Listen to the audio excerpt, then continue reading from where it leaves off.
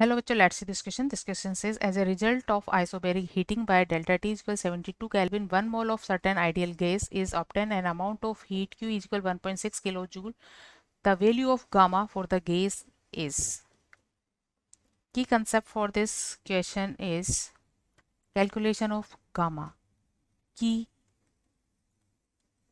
concept for this question is gamma is equal delta H upon delta U and delta H होता है n CP m delta T upon delta U value होती है N C B M delta T. यहाँ C P M value molar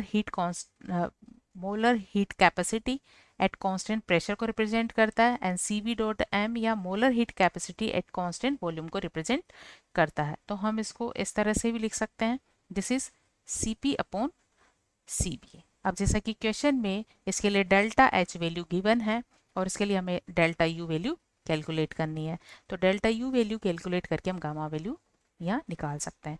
so question से delta U value होती है Q plus W और जैसा कि क्वेश्चन में Q की वैल्यू दी है 1.6 किलो जूल और W वैल्यू होगी इसके लिए minus N R delta T.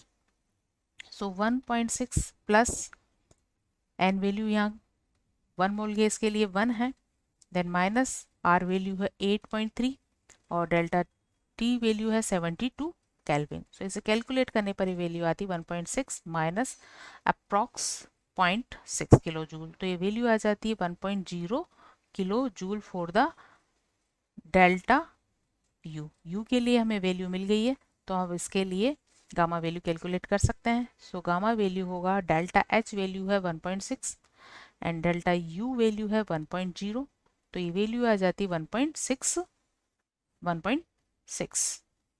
So answer of this question is C 1.6. Hope you understood it well. Best of luck.